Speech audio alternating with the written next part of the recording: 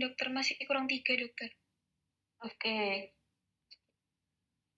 hari ini kita masuk blok baru ya. Blok apa adik-adik? Blok GIS Dokter Gastrointestinal. Oh, Agisa lagi di luar. Iya dokter, saya sedang di luar dokter. Ya, jadi ini saya sedikit memberikan overview ya adik-adik ya, supaya kalian paham pembelajaran yang berkaitan dengan biologi dan biologi molekuler ini pada blok apa aja dan membahas tentang apa aja sebelum kita masuk ke blok GIS atau gastrointestinal ini ya. Jadi untuk pembelajaran biologi itu nanti kalian akan mendapatkan di semester 1, semester 3, 4, 5, dan 6. Di semester 1 yang sudah kalian jalani, ada SBS 1, SBS 2, tapi nanti biologinya di SBS 1. Kalau di semester 2 pembelajarannya ikut masing-masing blok. Untuk biologinya dia masuk dalam masing-masing blok tersebut oleh langsung kebakarannya, jadi tidak oleh tim biologi. Kemudian untuk di semester 3 itu nanti ada di blok CVS. Yang setahu saya sebelumnya dia jadi satu ya oleh spesialis penyakit dalam. Cuma nanti ke depannya itu akan dipisah sendiri dan oleh tim biologi. Kemudian nanti di semester 4 ini, kemarin kalian sudah berjalan ada blok RS, kemudian ada di blok GIS yang hari ini kita akan belajar. Kemudian nanti di semester ganjil, semester depan kalian masuk semester 5 ya, itu ada 2 blok dan dua-duanya untuk embriologinya oleh tim biologi. Yang pertama ada blok GSK, kemudian nanti ada blok NPS, yaitu embriologi saraf. Kemudian yang terakhir di semester 6, itu nanti untuk embriologi oleh tim biologi, itu di blok reproduksi. Kemudian ini overview aja untuk mengingat kembali ya, sebenarnya apa sih yang dipelajari. Jadi kalau di biologi ini kita pasti mempelajari kondisi biologis yang fisiologis gitu ya, bukan yang patologis. Walaupun ada beberapa patologis akan disampaikan, tapi masih sangat superficial karena nanti untuk lebih dalamnya oleh kepakaran masing-masing dari kelainan klinis tersebut. Nah, yang pertama ini sepertinya kalian dapat di semester awal, yaitu mengenai kromosom yang dimiliki manusia, jumlahnya berapa, bagaimana prosesnya, melalui proses mitosis dan meiosis, kemudian nanti ada fertilisasi, dan sebagainya. Kemudian untuk gametogenosis, ini nanti menjadi lanjutan. Walaupun mungkin di semester awal, pada saat SBS 1, kalian sudah dapat sedikit ya overview-nya. Tapi nanti mendalamnya kalian akan dapatkan di blok RPS atau di semester 6. Jadi pada saat kalian semester 6, kalian tentu juga harus tetap mengingat apa yang ilmu dasar yang sudah didapat di semester 1. Karena jauh sekali ya. Makanya peta ini sudah saya sharekan sejak sekarang. Mungkin yang blok RS kemarin belum disampaikan, maka di blok di sini kita sampaikan dan seterusnya akan disampaikan terus sebagai pengingat saja. Kemudian, nah ini mengenai fertilisasi, di mana kromosom ayah ibu, normalnya seperti apa, kemudian kelainan genetik yang mungkin muncul, ini juga sudah dibahas di semester 1. Cuman ini nanti akan ikut terus di hal-hal klinis berikutnya, di semester-semester ke depannya. Jadi, tidak boleh kalian lupa. Jadi harus dibaca ulang, gitu ya. Kemudian ini terminologi di embriologi, mungkin pada saat blok RS belum diberikan, makanya yang sekarang kita berikan. Itu ada macam-macam prosesnya, ada involasi, invaginasi, evaginasi, seperti yang ada di tabel ya. Nanti bisa dibaca dan kalian pahami. Nah, ini beberapa gambaran aja. Intinya namanya embriologi itu proses pembentukan. Nah, proses pembentukannya dari bagaimana dan arahnya bagaimana itu banyak cara. Seperti itu. Karena ya kembali lagi arahnya seperti apa itu kembali ke masing-masing organ yang akan terbentuk. Kemudian ini embryonic development untuk hariannya. Nah, di sinilah kita akan mempelajari kalau di blok GIS itu ada di hari ke-31. Ini ya, dia pembentukan dari gastrointestinal. Sedangkan kalau dari hari pertama sampai hari ke-24. Hari ke-24 ini nanti kalian pelajari baik dari semester 1 sampai semester tapi semester 6 deh ya, kalau yang neural tube ini NPS ini nanti dapetnya juga di semester 6. Jadi emang sedikit lompat-lompat, tapi paling nggak kalian tahu sebenarnya urutannya seperti apa. Karena balik lagi, ini kan disesuaikan sama blok yang dijalani gitu ya. Tapi untuk hari ini kita fokus dimulai dari hari ke-30 atau di antara 3 dan 4. Nah, ini berdasarkan minggunya. Jadi nanti kita di sini, week 3 dan 4 ini, dimana dia mulai terbentuk, utamanya membentuk ininya ya, tabungnya istilahnya, body cavity-nya, yang akan memisahkan antara bagian kepala dengan bagian bawah, bagian tubuh bawah kita. Yang berlanjut sampai terbentuk semua organ dari gastrointestinal. Nah, ini adalah period di mana yang rawan sekali terjadi abnormalitas yang bisa disebut juga sebagai fase-fase teratogenesis ya, yang akhirnya terjadi abnormalitas, kemudian kondisi patologis yang akhirnya menjadi kelainan fisik yang bisa dilihat.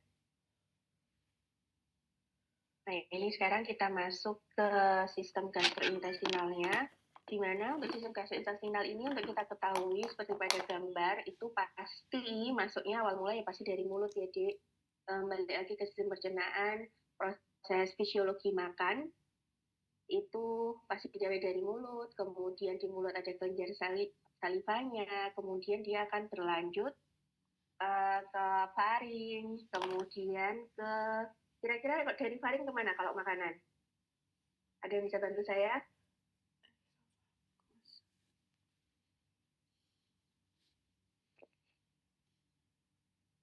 Ada yang bisa bantu saya? Ada yang bisa menceritakan? Oh ya, silakan Lovenita. Untuk proses makan ya Lovenita, coba diceritakan.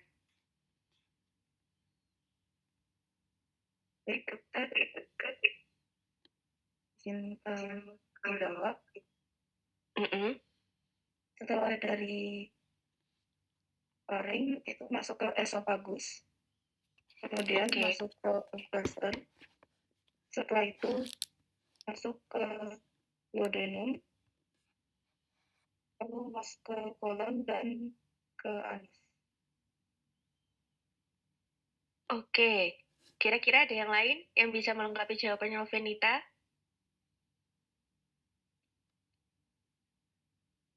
Silakan. Apakah dari duodenum langsung ke kolon? Mungkin bisa dilengkapi.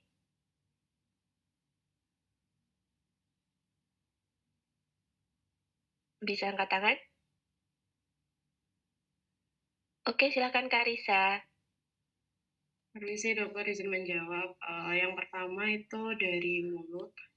Lalu dari mulut ini nanti ke faring dan juga esofagus. Selanjutnya ke lambung.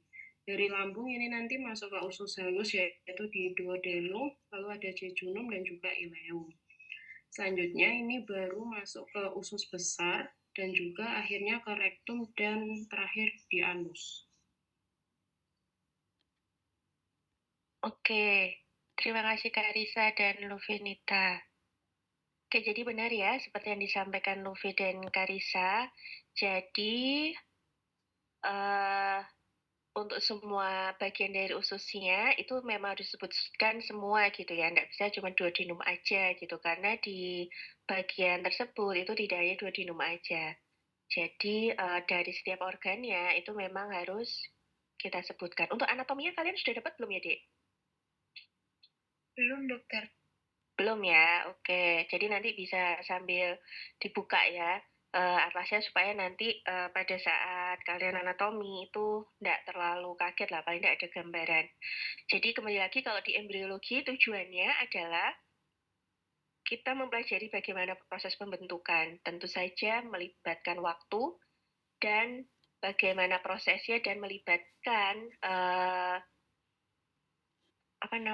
zat-zat molekulernya ya, yang terlibat dalam proses embriologi itu sendiri. Nah, kalau secara garis besar memang untuk GI tract atau gastrointestinal system ini itu, atau juga disebut digestive system ya, karena penyebutannya banyak sekali. Itu secara garis besar dia dibagi, ada bagian foregut, midgut, dan hindgut. Nah, di mana foregut ini bagian awal, kalau midgut ini bagian tengah, bagian semua perususan. Nah, kalau hindgut ini adalah bagian yang akhir, yaitu bagian usus besar hingga akhirnya nanti ke anus. Nah, ini adalah awalnya ya. Jadi primitive gut tube formation. Jadi inilah awal yang terbentuk dahulu. Jadi seperti tabung, seperti itu.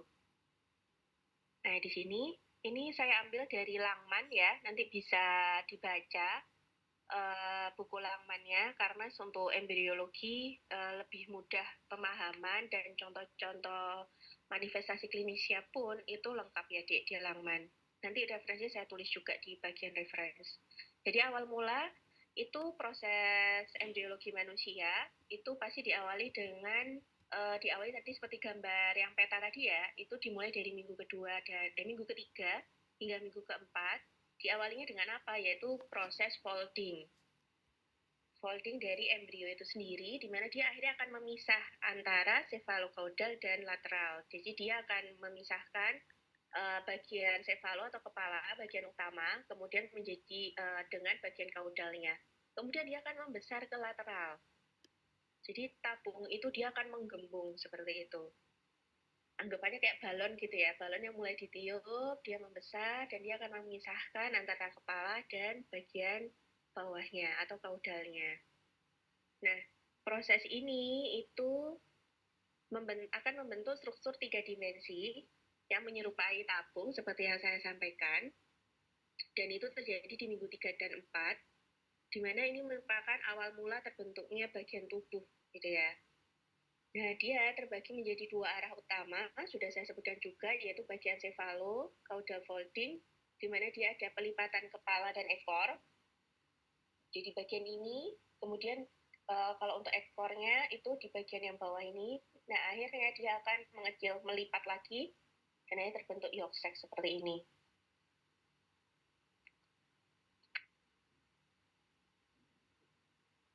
Nah, nantinya sepanjang mengikuti perjalanannya, dia akan terpisah-pisah oleh adanya serous membran, kemudian akan terbagi berbagai cavity, ya istilahnya. Nah, ini ada beberapa ruang-ruang seperti itu. Nah, ini adalah awal mula tabung dari gut itu sendiri, atau gastrointestinal, ruang gastrointestinal, perkembangan dari ruang gastrointestinalnya. Dengan kalau yang di bagian atas, itu nanti dia akan jadi dari oropharyngeal membran, ini nanti akan berlanjut menjadi mulut, kemudian lidah, kemudian mulut, dan seterusnya. Sedangkan kalau yang kloakal, ini nanti akan menuju ke bagian akhir atau hindgut, seperti itu. Jadi memang harus bisa membayangkan ya. Ini pun saya dulu tantangan tersendiri ya untuk bisa membayangkan ini semua.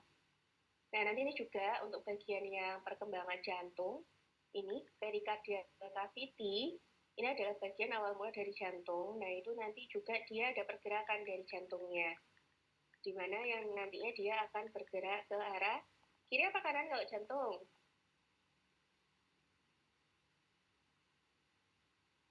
Kira-kira kalau jantung ke kiri apa ke kanan? Jantung kalian posisi di mana, Dek? Kiri. Oke. Sudah kan skill untuk apa namanya batas-batas jantung? Sudah dapat? Sudah, dokter. Sudah ya. Jangan sampai salah. Walaupun ada sih yang di kanan case-nya, tapi ya tidak banyak. Seperti itu. Karena normalnya ya dia di sebelah kiri. Nah, proses ini utamanya apa? Yaitu akan menyebabkan penutupan dinding tubuh sentral. Kemudian adanya pembentukan tabung dari usus primitif, yaitu dari endoderm seperti yang saya tunjuk tadi. Kemudian ke bawahnya akan membentuk rongga tubuh yang lainnya. Nah, hasil akhirnya yang terbentuk adalah pada akhirnya dia akan membentuk embrio.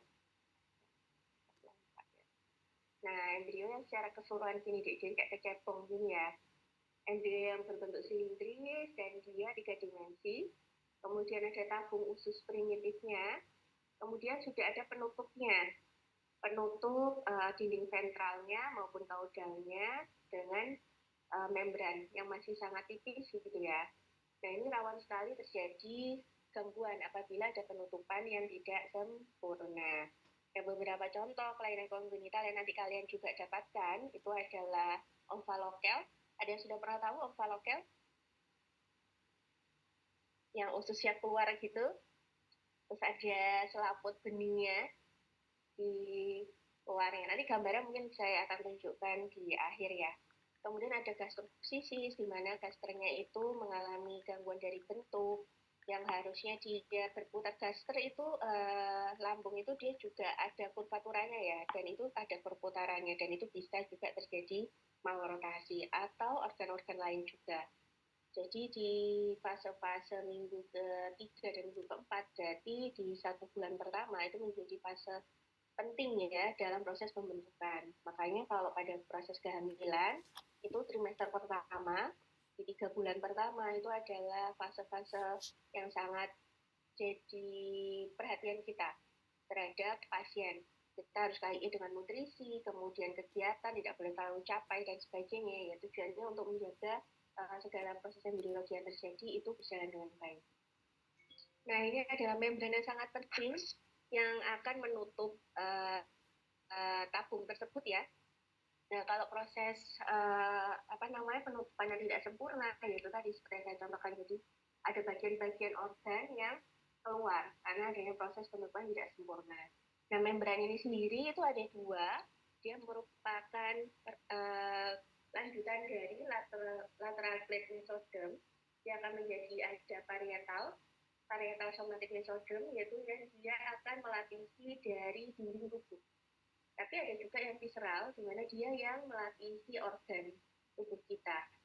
Contoh misalnya kalau kalian makan ayam, ini paling gampang memang ayam ya, nggak mungkin makan manusia ya.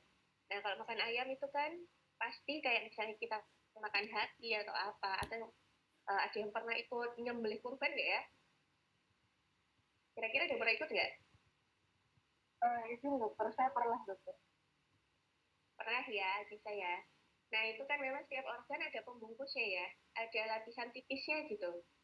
Nah, itu seperti itu deh. Itu yang kita sebut visceral, dan dia itu visceral membran ya, dan dia bagian dari mesoderm,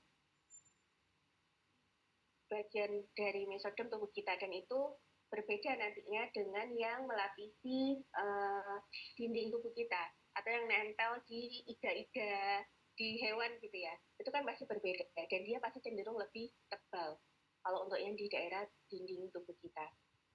Nah, seperti saya sampaikan tadi bahwa primitive body cavity yang terbentuk itu nanti akan menjadi ada 3, yaitu pericardial cavity, yaitu untuk pembentukan organ kardiovaskular nantinya, jantung dan sebagainya. Kemudian pleural cavity, yaitu bagian respiratory, yaitu untuk paru-paru. Kemudian peritoneal. Nah, tabung peritoneal lah ini yang kita pelajari, gitu ya. Nah, untuk arterinya sendiri, dia akan mengikuti pembuluh darah dari arteri mesenterica. Itu kan ada anterior dan posterior. Nah, arteri ini kan yang sumber dari semua dari GI tract kita. Nah, fungsi dari membran itu adalah selain dia sebagai yang melapisi seluruh dari tabung, kemudian dia yang melindungi setiap organ. Nah, fungsinya ini dia juga sebagai mobilitas. Jadi membran ini yang bisa memudahkan dari mobilitas setiap organnya. Kemudian membran-membran ini juga yang mempertahankan atau memfiksasi organ itu tetap berada di tempatnya. Nah, ini nanti ada banyak sekali ya dia untuk visceral membrannya, dan itu namanya banyak banget, tapi bentuknya beda-beda. Jadi yang paling sering adalah bagian omentum. Nah, kita harus bisa bedakan omentum dengan lapisan lainnya. Nah, ini adalah bagian yang pleura tadi, pleural cavity, di mana nanti akan berlanjut dari diafragma dan thoracic. Nah, ini sebenarnya kalian sudah dapatkan di blok RS kemarin. Nah, ini sekarang lanjutannya adalah ke bagian yang ke bawahnya. Ini. Sekarang kita masuk nanti ke foregut ini ya, foregut, midgut, sama hindgutnya. Hingga ke kloaka. Nah, kalau untuk masalah langbatnya kemarin sudah jelaskan, yang menjelaskan siapa? Izin dokter, Bu Ita. Oke. Ya, dengan Bu Ita ya. Nah, ini adalah sistem dari biomolekulernya yang harus kita ketahui. Semua pergerakannya itu pasti ada faktor-faktor dan protein yang terlibat di dalamnya.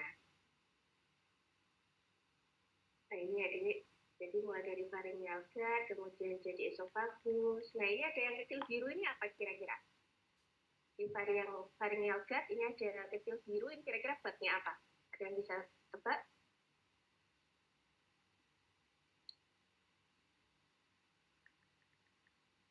Izin menjawab dokter. Ya, saya bisa. Ingat saya kemarin ini tuh untuk bakal sistem respirasinya dokter. Oke. Terima kasih Agita, betul sekali ya. Jadi ini adalah lambat ya. Dimana nanti kalau misalnya terjadi anomali yang terkering, kalau pos penutupan tidak sempurna, apa yang terjadi? Ada fistula apa? Yang paling sering. Sudah disampaikan dengan saya sama kita. Yang berhubungan sama trachea sama esophagus. Kira-kira apa? Ada yang ingat?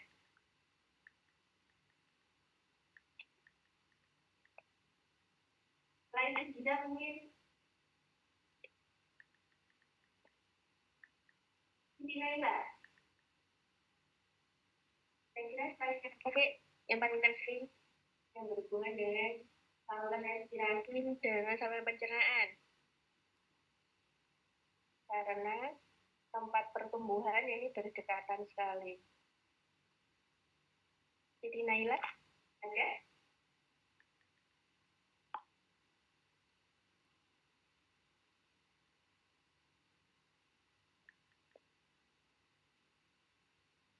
Ya.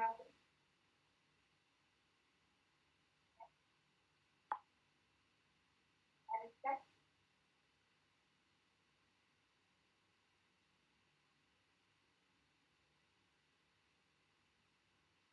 Raffi, silakan Raffi.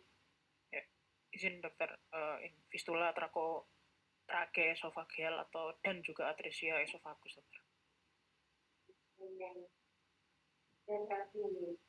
Dengan Raffi. Dan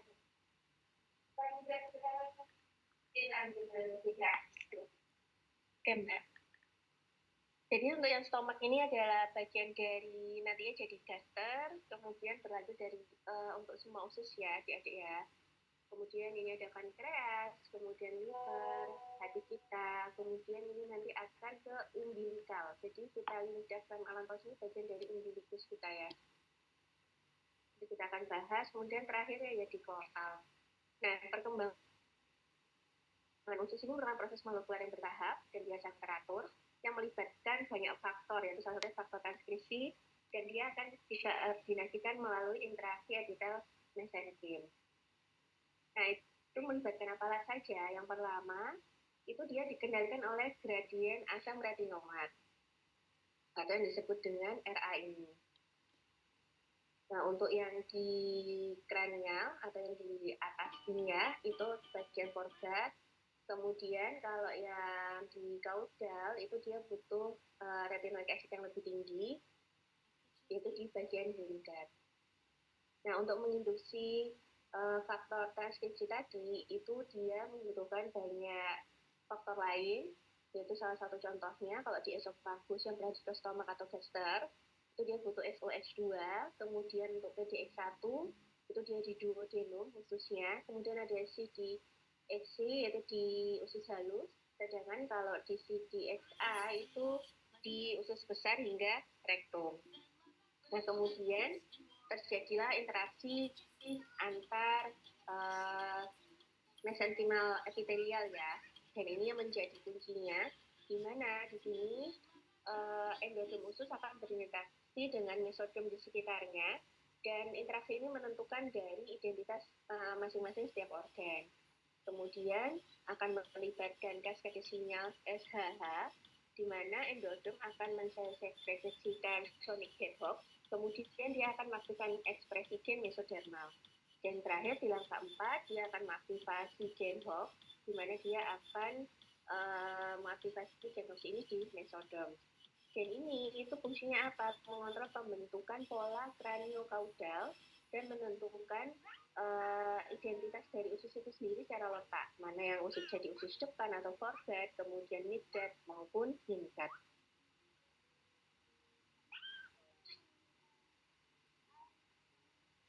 Nah, ini untuk foregut sendiri, di mana semua organ besar ya, itu dia akan menjadi endodermal bud awalnya. Kemudian dia akan berkembang menjadi organ-organ yang akan terbentuk. Mana ini dimulai dari minggu keempat. Untuk foregut sendiri itu meliputi apa saja, yaitu ada esofagus, kemudian stomak atau gaster ya, kemudian masuk juga ke hati, kemudian gallbladder, kandung empedu, kemudian termasuk kantongnya, kemudian pankreas, dan masuk juga bagian awal dari duodenum. Nah, untuk arteri supply-nya oleh siapa? Yaitu celiac artery. Kemudian kalau midgut-nya, itu dia distal duodenum. Jadi yang perlu diingat bahwa duodenum ini dari dua region gitu ya. Dia bagian awal oleh foregut, masuk ke foregut, kemudian yang selanjutnya di bagian distal dia sudah masuk ke midgut.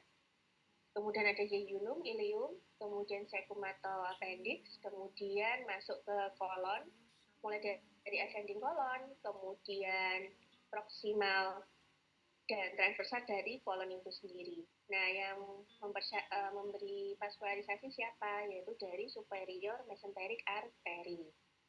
Jadi batasnya jelas ya, nanti sampai di 2/3 dari transverse kolon. Nah, sedangkan yang inferior itu mulai dari sini sampai ke bawah itu sudah masuk hindgut, yaitu distal sepertiga dari kolon, kemudian descending kolon, kemudian sigmoid, rectum, kemudian sampai anal, sampai anus ya. Nah, ini arterinya berbeda, yaitu mulai dari inferior mesenteric artery. Ini banyak banget jebakannya dan kalian harus tahu jelas nanti dari letaknya, terutama di anatomi. Kok di embryologi nggak terlalu ya cukup tahu aja gitu. Tapi kok di anatomi beda letak, sudah beda nama ya, batasnya terutama anterior, inferior maupun superiornya. Nah, proses-proses yang menjadi highlight dalam embryologi itu ini cuma dua ini, lumen ovusi sama rekanalisasi. Karena kalau ini semua tidak berjalan dengan baik, ya pasti ada gangguan, gitu ya. Ini kita masuk ke esofagus. Itu dia jalan mulai dari minggu ke-4, dia masuk bagian dari foregut yang pertama.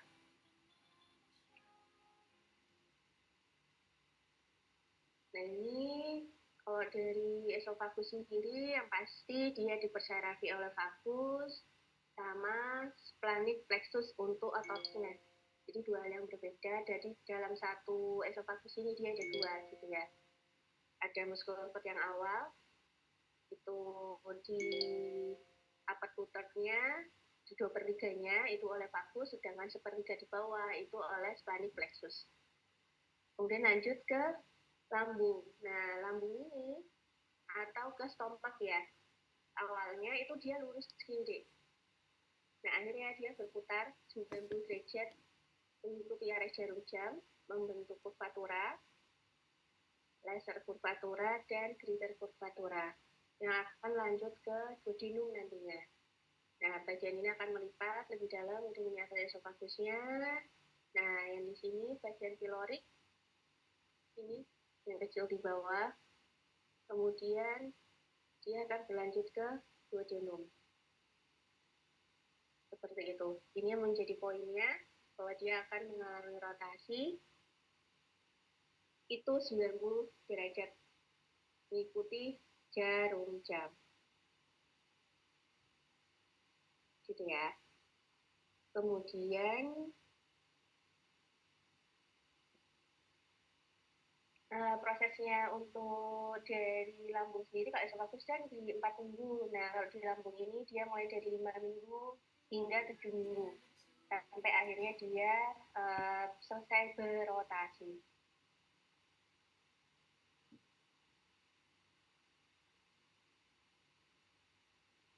Nah, setelahnya dari lambung kita akan masuk ke duodenum. Nah, sebelum duodenum itu di sini banyak sekali proses mulai dari perkembangan akan terbentuknya rongga dari hati, kemudian omentumnya atau serus membrannya ini akan mulai terbentuk juga ke arah spleen ini ya, limpa dan pankreas. Dan nanti ada ligamen yang jadi pegangan dari organ-organ ini, yaitu falciform ligamen. Nah, ini adalah ligamen yang penting karena dia memegang banyak organ sekitarnya. Jadi nanti di anatomi juga jadi note penting ya untuk ligamen falciparum. Nah, akhirnya nanti ini perjalanannya itu akan jadi dari hati dan pankreas itu hampir bersamaan. Kalau hati ke sebelah kanan ya, pankreas sebelah kiri. Nah, nanti bentuk pankreas ini juga dipengaruhi dari pergerakan lambung itu sendiri serta usus yang di atasnya, dari duodenum yang di atasnya. Jadi mereka akan jadi luar biasa sekali ya proses pembentukannya. Mereka pun sudah tahu bergeraknya kemana, mana yang di bagian depan, mana yang di bagian belakang. Itu sudah bergerak atas kuasa Tuhan ya, Dek, ya. Pastinya kalau kita secara ilmunya ya cuma bisa menyampaikan bahwa karena ada pergerakan yang dorsal ke bawah terus mengikuti arah jarum jam, jadi yang bagian lebih besar itu ada di belakang, kemudian kalau pankreas dia ada lebih ventral di atasnya, seperti itu ya. Nah, itu yang kita harus pahami.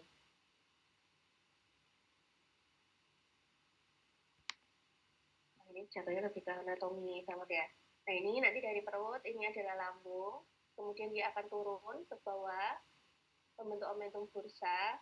Nah, ini nanti yang menempel ke dinding kita, dinding tubuh bagian belakang. Ini tadi ada pankreas, ini duodenumnya, kemudian akan lanjut ke bagian kolon. Nah, yang ke bawahnya ini yang intestinalnya. Kalau dari usus halus juga kita lihat tadi sesuai bentuknya, itu kan dari bawah, kemudian dia ke atas, kemudian baru ke bawah lagi. Gitu ya. Nah, ini saya sampaikan tadi, kalau ini kan di daerah bagian mulutnya. Nah, kalau untuk dari sesuai gambar ini, jadi untuk proses pembentukan di awal, tapi nanti untuk bagian mulut, cofum oris sama faring ini nanti banyak dibahas oleh kalian ada dari gigi mulut, tahu saya ya.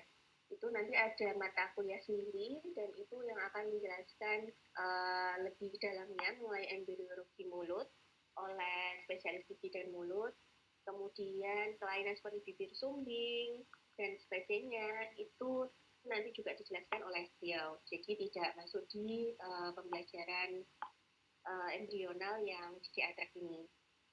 Cuman jadi saya kasih overview aja bahwa kalau dari cofum oris sampai lidah ini prosesnya di sini itu dia mulai dari minggu ketiga dan keempat, kemudian sama dia juga ada membran juga ya, nanti di dalam situ ada membran bucofaringeal, dan cofum oris ini berasal dari ectoderm yang disebut stomodeum. Nah, proses lengkapnya dia akan dari minggu ke-4 akan berakhir di minggu ke-8 untuk bagian rongga mulut. Nah, sedangkan kelenjar salivanya sendiri itu berlanjut setelah di antara minggu ke-6 hingga minggu ke-8. Dia prosesnya dari invaginasi epitel oral, yaitu ektodem juga, kemudian akan mengalami proliferasi, percabangan, dan akhirnya mengalami diferensiasi acinus dan ductus di dalam plasmomoris tersebut. Sama terbentuknya terakhir sempurna yaitu di minggu ke-8. Kemudian kalau untuk esofagus tadi sudah ya. Nah, yang perlu dipahami bahwa di esofagus itu tadi, kalau dia ada proses yang terganggu pada rekanalisasi, maka rawan sekali dia akan ada gangguan dengan trakea karena letaknya yang berdekatan seperti yang disebutkan oleh Raffi tadi. Nah, untuk esofagus sendiri sempurnanya tadi di minggu ke-8 hingga minggu ke-9, kemudian bisa lanjut ke lambung atau stomach atau gastrik itu ya, Dek. Itu dia awalnya dia akan membesar seperti yang gambar sebelumnya ya. Kemudian berputar rotasi 90 derajat itu jadi poin-poinnya dan berakhir di minggu ke-5. Nah, ini ligamen-ligamen yang terbentuk, yang pertama ada falciparum ligamen, kemudian lever omentum, ini adalah omentum terbesar. Kemudian yang berikutnya ada di daerah hati, itu juga ada pemegangnya ya, ini falciparum ligamen. Kemudian nanti ada ligamentum teres hepatis, itu di bagian hati yang memegang hati, makanya dia bisa berdiri istilahnya tegak gitu ya, di kanan, ya nggak tiba-tiba jatuh gitu, ya dia tetap di situ karena ada ligamen yang memegangi, yaitu menjadi ini juga. Kemudian ada foramen of Winslow, inilah yang akan menyambungkan dengan omental bursa omentum tadi, yang dia akan berhubungan sama daerah duodenum gaster, juga lanjutan dari akan lanjut ke ilium. Ini foramen nanti akan diperdalam di anatomi karena ini menjadi banyak hal yang bisa terjadi apabila ada kelainan atau yang lainnya. Itu awal mulanya dari gangguan di foramen Winslow ini. Nah, ini kita lanjut ke duodenum.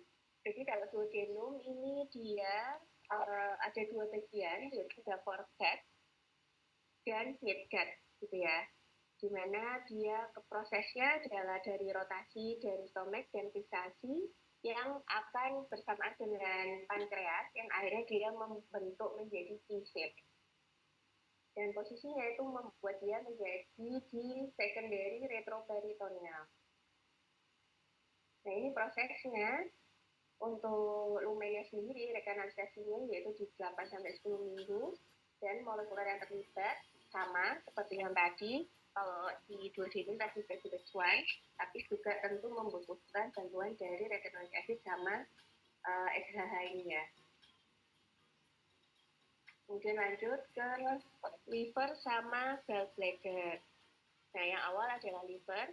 Jadi di sini dari turunan dari lambung itu ya kan di awal ya ada dua yang sebelah kiri itu adalah dorsal pancreatic bed, jadi dia di bagian belakangnya karena nanti di depan di sini ada berjalan usus dan tidak bertabrakan.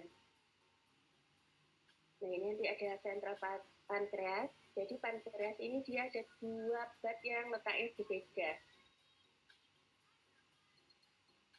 Kemudian ini gallbladder yang akan berlanjut gitu ya. Kalau liver bednya dia ke atas dan terletak di sebelah kanan.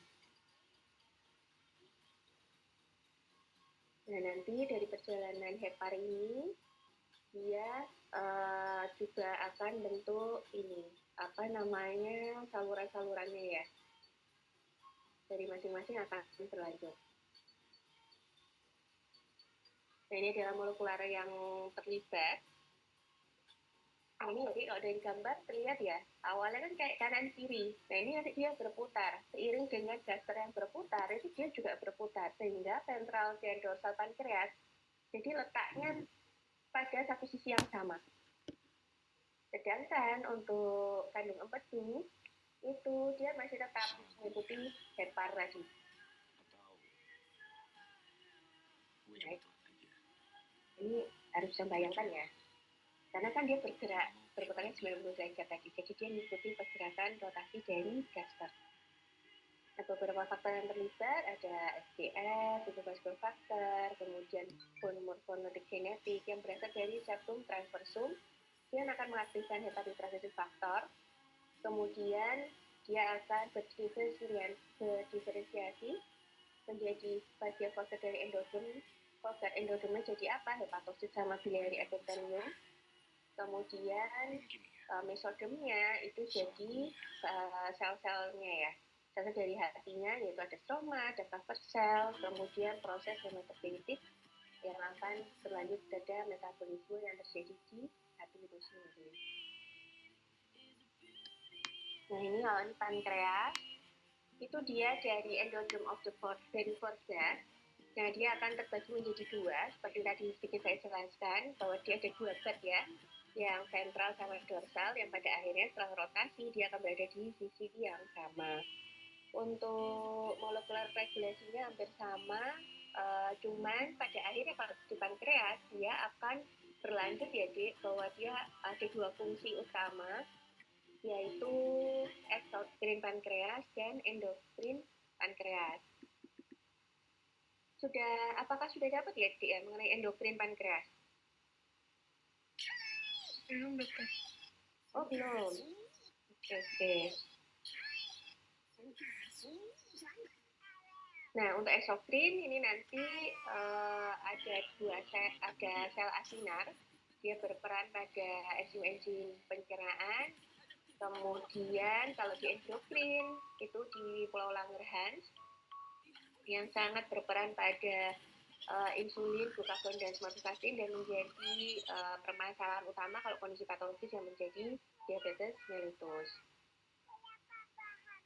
Nah ini sekarang kita masuk ke midgut. Nah kalau daerah midgut ini sebenarnya kita bisa ketahui bahwa ternyata namanya hernia itu juga ada kondisi yang fisiologis. Hernia apa? Yaitu adanya herniasi dari umbilical. Jadi adalah proses herniasi yang fisiologis, bukan patologis ya. Jadi ini nanti dia mengalami herniasi dan mengerucut menjadi udel kita ya, kalau orang kita bilang. Dan ini mulai dari minggu ke-5 ke-6. Nah ini rotasi dari midgutnya. Nah di sini ini adanya midgut loop. Midgut loop ini di mana ada herniasi fisiologis tadi di minggu ke-6, kemudian ada rotasi total sebesar 270 derajat berlawanan arah jarum jam. Ini membayangannya tidak mudah, tapi coba dibayangkan ya. Saya pun juga mencoba membayangkan ulang pada saat saya seperti saat kalian jadi mahasiswa gitu ya. Nah, proses ini yang sangat-sangat rawan sekali karena kebayang ya, dimana dia berputar sampai 270 derajat. Dan ini banyak kelainan dan yang lainnya ya di proses ini. Rotasi dari midgut itu sendiri. Nah, untuk arterinya sudah saya sampaikan di atas, yaitu ini masih bagian midgut, maka dia masih oleh superior mesenteric artery. Kemudian ada retraksi dari herniasi itu tadi. Nah, ini. Jadi pada saat awal, itu bentuknya seperti ini ya, sekal batnya sangat kecil. Kemudian berkembang di minggu ke-8, itu pita lindaknya dia mengecil, dia mulai berotasi diikuti yang lainnya. Usus yang lainnya dia juga akan terbentuk. Jejunal ileal loop-nya mulai terbentuk dan appendixnya juga mulai terlihat. Dan ini segmen. Kemudian berlanjut hingga newborn, itu sudah posisi paling sempurna ya, jadi komplit. Jadi appendix dia mengecil, ini segmen, lanjut ini nanti naik ke ascending column. Sedangkan iliumnya itu bergerak ke medial. Gitu. Nah ini juga rawan terjadi gangguan. Kalau ini nggak jadi melipat gitu ya, itu bisa jadi kayak ususnya itu bertabrakan gitu, masuk ke dalamnya kayak hispung gitu, karena ususnya terlipat ke dalam. Padahal seharusnya dia terpisah satu sama lain, seperti itu. Kemudian di daerah appendix ini juga menjelaskan kenapa mudah sekali terjadi infeksi, karena dia terjadi penyempitan yang sangat signifikan. Dan bentuknya ini juga dia nggak naik, kemudian turun. Ya, jadi di sini rawan sekali terjadi obstruksi, kemudian dia akan mengendap, karena ya susah kembali lagi kalau sudah terlanjur masuk, ya sudah, dia akan tetap di sini, tidak bisa kemana-mana. Makanya infeksi, inflamasi, dia membesar, akhirnya jadi appendicitis. Nah, kalau kita paham dari bentuk-bentuknya, dari proses embriologi dan saja anatominya, itu akan lebih mudah untuk kalian menceritakan bagaimana patofisiologi hal dari suatu penyakit tersebut, gitu ya. Nah, ini adalah mesenteris of the intestinal loop. Nah, ini banyak banget ya, Dek. Tapi ini lebih ke anatomi sih. Kalau di embriologi kita cukup tahu bahwa memang dari setiap organ itu akan terbentuk mesenteris tadi, membran yang fungsinya sudah saya sampaikan. Jadi ini ya dia untuk lubrikan, untuk mempermudah dari geraknya setiap organ. Seperti itu. Kalau nggak ada ini ya kebayang setiap organ akan lengket gitu ya. Nah kalau ini kan dia memang ada membran yang membatasi antara satu sama lain, sehingga dia kan bergerak mau bagaimanapun dia tidak akan saling menggesek satu sama lain, walaupun itu sebenarnya bergesekan tapi ya tetap aman satu sama lain. Itu karena adanya mesenteris of intestinal loop. Nah kalau di kambing ini enak banget ya kan, karena lemak yang sangat tebal dan sangat gurih ya. Sudah pada sarapan belum, Dek? Alhamdulillah sarapan. Sudah ya. Kalau Agita kayaknya di tempat ini ya, yang jaringan ini ya. Jadi udah bisa sambil sarapan. Tidak ngantuk ya, karena pembelajaran ini butuh pemahaman dan sangat ngantuk sekali. Gitu ya. Dan terakhir akhirnya kita udah sampai di hingga. Nah kalau hingga ini bagian paling bawah ya, Dek. Bagian paling bawah ini adalah bagian anal, dan proses di anal ini yang jadi perhatian kita, karena rata-rata proses tidak menutup sempurna itu juga terjadi di sini gitu ya, dan dekat sama bagian dari kandung kemih kita. Nah ini kan ada urorectal septum, nah ini juga rawan terjadi gangguan karena letaknya berdekatan. Untuk detailnya nanti kalian bisa baca dari papan aja. Ini sedikit rangkuman. Jadi seperti yang disampaikan tadi bahwa minggu ketiga keempat itu tes FMBP 1, kemudian pembentukan embryonic folding, pelipatan gitu ya. Kemudian minggu kelima ke-6 itu terjadi rapid elongasi, kemudian epithelia proliferasi, kemudian sesuai dengan masing-masing organ. Kemudian minggu ke-6 ke-7 dari fisiologis megatheriasi, kemudian rotasi dari gaster ya kan 90 derajat. Kemudian lanjut, karena ketika pertama kali gaster ini berputar pasti berpengaruh yang di bawah, cuman masya Allahnya akhirnya sedangkan yang di usus dia bergeraknya 270 derajat gitu ya. Kemudian di minggu ke-8-9 mulai proses rekanalisasi, kemudian kloakanya mulai membuka untuk proses pembentukan dari anus itu sendiri. Kemudian di minggu ke-10, nah ini semuanya akhirnya sudah terbentuk di dalam satu abdomen gitu ya, semua organ. Kemudian ada rotasi tadi yang 270 ya seharusnya. Kemudian di minggu 11 sampai 32 itu mulailah terbentuk dari otot-ototnya dan terbentuk lainnya secara sempurna. Nah, ini adalah beberapa patologisnya seperti sudah contohkan di depan ya, Dek. Ya rata-rata pasti atresia atau adanya fistula ya. Jadi ada yang menggabung atau yang membuntu. Gampangannya gitu. Kalau buntu ya kemungkinan antara atresia atau ada obstruksi ya, atau yang akhirnya tersambung yaitu adanya namanya fistula. Tapi bisa pada semua organ yang saling berdekatan. Nah ini tadi salah satu contohnya kalau omfalokel ini karena penutupan yang tidak sempurna akhirnya bagian dari ususnya itu dia keluar terlihat dari saya. Nah ini beberapa video ya, beberapa video yang bisa kita lihat. Nanti kita lihat bersama. Ini adalah referensinya. Utamanya ada di Langman. Kemudian Women in Embryology juga boleh. Atau dari jurnal yang lainnya.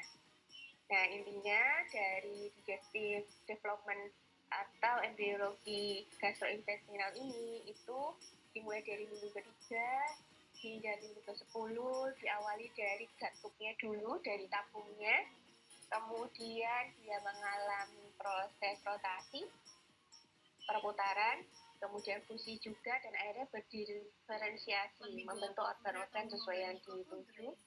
Kemudian ada midgut rotasi di minggu ke-6-10, yaitu rotasi dari gaster itu sendiri dan usus bagian ususnya, dan akhirnya menjadi suatu organ yang matang dan siap untuk masuk dalam fetal period. Nah, ini yang jadi catatan utama. Jadi adik-adik harus paham bahwa dari minggu pertama hingga minggu ke-8 itu adalah 1-2 ini kan proses dari embrio, dari zigot terus akhirnya jadi embrio gitu ya. Nah proses perkembangan embrio itu terjadinya dari minggu ketiga hingga minggu ke-8 dan nanti sempurnanya tentu ketika masuk fase fetal.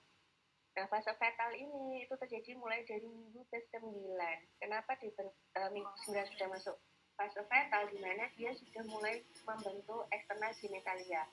Kan tadi kloakanya terbentuk, yaitu seiring juga dengan pertumbuhan dari genitalia eksternal, cuma nanti akan dibahas di blok RPS, bukan di GI tract ini. Kalau GI tract-nya ya bagian belakang ya, yaitu bagian anusnya. Jadi kalian harus paham benar sampai kapan embrio itu disebut, janin itu disebut embrio, atau kapan kita sebut fetus. Sedangkan kalau orang awam ya taunya janin kan dari awal. Gitu. Sedangkan sebenarnya itu ada 2 bagian, yaitu fase embrio, kemudian fase fetus. Jadi jangan sampai kita sebagai dokter itu tidak paham. Ya. Nah ini sekarang coba kita lihat video.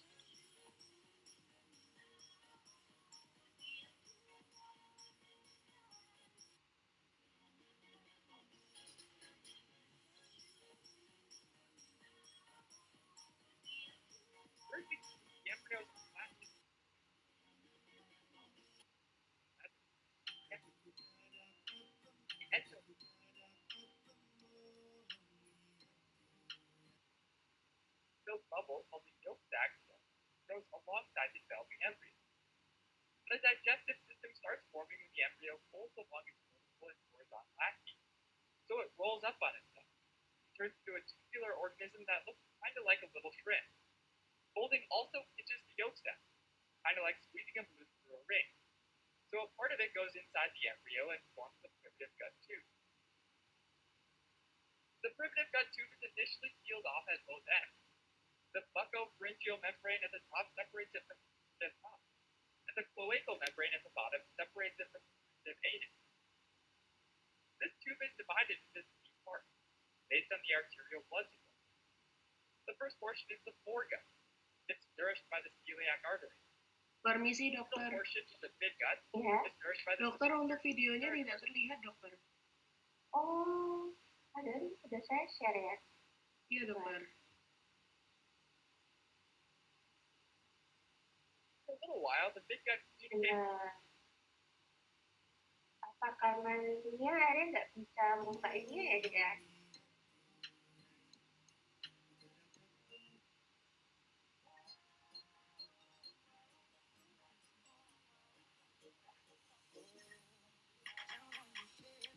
Atau nanti linknya bisa kalian buka sendiri ya. Itu menurut saya beberapa dari YouTube yang memang bisa dipercaya sumbernya dan penjelasannya mungkin kalau dengan gambar dia sambil berputar ya itu akan jauh lebih mudah untuk kita memahami. Oke, ini saya coba untuk share ini di PDF ya. Ini apa sih? Aku berjualan tapi aku mau try on satu-satu prinsip pas. Ini saya share PDF terlihat. Aku tuh pengen get brand ini karena dia tuh Mohon maaf dokter, masih di tampilan PowerPoint tadi. juga.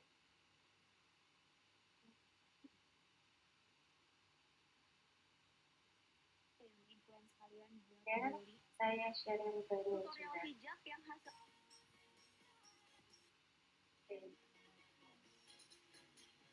Oh ini terlihat tidak Dek? Sudah terlihat. Oke. Tadi mau apa lagi sih namanya? Kakak bawa bisa. Ulangannya ya. Jadi ini saya dapat edisinya kebetulan yang edisi ke-12. Sebenarnya di edisi 14, tapi sepertinya belum ada edisinya. Gitu. Jadi sebenarnya edisi 12 tidak tahu ya. Dan nanti untuk bagian di basic ini kalian pertama yang bisa kalian baca yaitu pertama adalah chapter 7 yang membahas tentang proses terbentuknya tabungnya dulu. Jadi bagaimana awal terbentuknya 3 tabung tadi. Mulai dari perikardial, pleural, dan peritoneal. Setelah itu baru nanti fokusnya ke yang tabung dari peritonealnya ya. Kemudian lanjut ke bagian chapter 15 yaitu digestive system. Nah ini gambar-gambarnya saya ambil dari sini semua. Ini tadi yang disampaikan. Nah ini esophageal abnormality ini tidak saya bahas lagi karena ini sudah dibahas oleh Bu Ita. Karena memang kalau namanya esophagus karena bahannya sangat ya nempel ya sih, nempel bersamaan. Cuman bedanya kalau yang untuk bagian GI tract itu dia di bagian posterior. Kemudian kalau untuk bagian respirasi dia di depan atau sentralnya. Dan kalau ini terjadi gangguan ya dia itu bisa ada atau ya sudah terbentuk saluran baru gitu ya. Kemudian kalau yang mau saya contohkan infalokel. Nah ini tanpa. Ya. Nah ini sebenarnya kan nanti ini adalah proses herniasi yang fisiologis. Nah cuman dia tidak sempurna juga untuk proses penutupan rekanalisasi yang di abdomennya. Akhirnya ini usus-ususnya keluar. Cuman ini bersyukur ya ini masih terbungkus dengan baik oleh membran serus itu tadi yang bagian yang parietal dimana dia oleh menempel di dinding tubuh kita ya, plus ya di dalamnya dia juga masing-masing organnya masih terbungkus ini. Nah ini akhirnya dia tampak menonjol keluar seperti itu. Nah kabar baiknya dengan teknologi USG saat ini hal-hal seperti ini sudah bisa deteksi lebih dini lagi.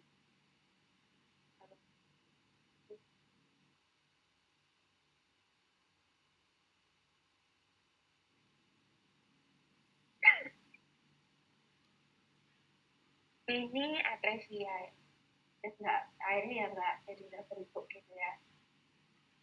Oh kayak gambarnya tuh gitu aja.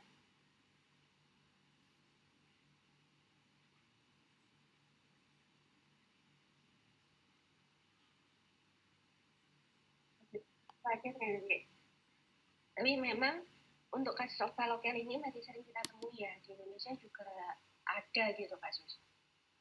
Saya izin hitung dulu ya.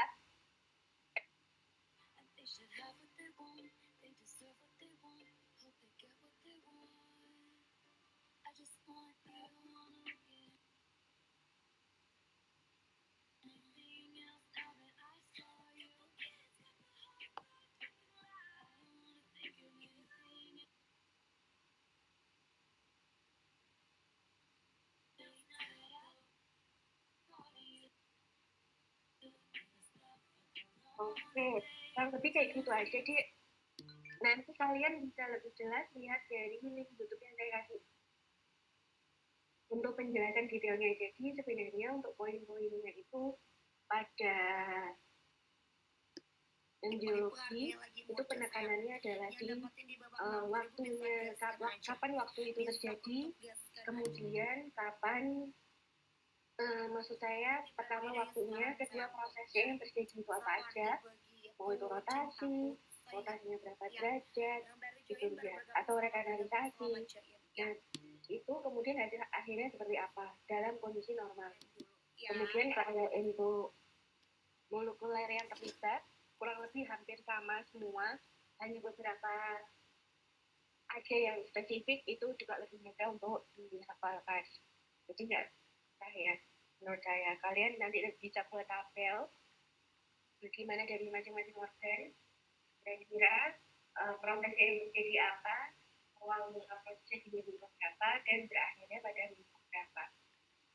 Ya, intinya untuk embriologi semuanya seperti itu, dan spesifik untuk kelainannya yang paling sering yang ada di Indonesia itu apa, itu aja sih, Dek.